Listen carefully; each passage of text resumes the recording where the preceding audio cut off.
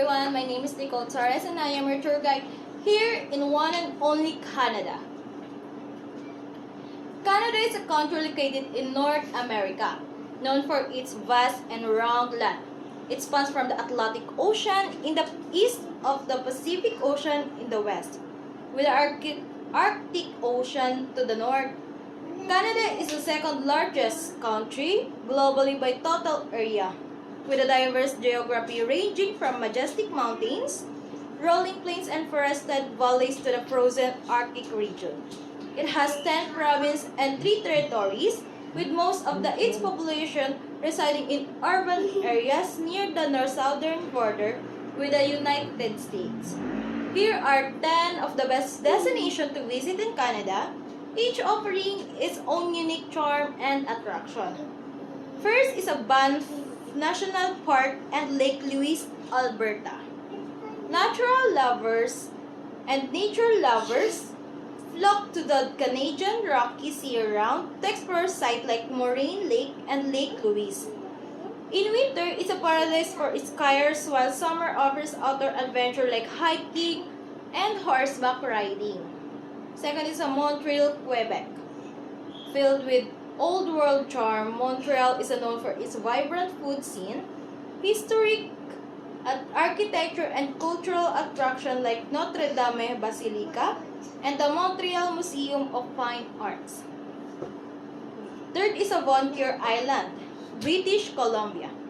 Foodies will appreciate the selection of eateries, while nature lovers can enjoy whale watching in Tofino and explore the beautiful Butchart Gardens. Fourth is a Halifax, Nova Scotia. Explore Peggy's Point Lighthouse, Point Pleasant Park, and Halifax Public Gardens in this coastal city for known its maritime history. Fifth is Toronto, Ontario. Visit Niagara Falls, experience the local eats at St. Lawrence Market, and enjoy cultural events like the Toronto International Film Festival. Sixth is a Winnipeg, Manitoba. Families will love Asintobion Park Zoo, while the city offers cultural experience like folklorama and tours of the Constant Pop Chocolate Factory. Kelowna, British Columbia. Known for its wineries and orchards, Kelowna is a great destination for wine tasting, outdoor adventure, and winter sports like Big White Sky Resort. 8 is Regina, Saskatchewan. Relax at Regina Beach and explore Mackenzie Art Gallery and visit the Royal Saskatchewan Museum for family-friendly experience. 9th is Yellowknife, Northwest Territories. Experience the Northern Lights, visit the Gallery of the Midnight Sun, and explore the Snow King Winter Festival for a unique northern adventure. 10 is Edmonton, Alberta.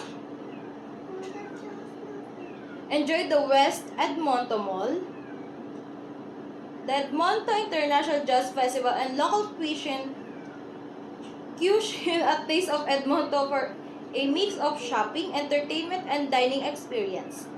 This destination in Canada offers a blend of natural beauty, cultural experiences, and unique attractions that showcase the diversity and charm of the country. That's all for today, guys. Thank you.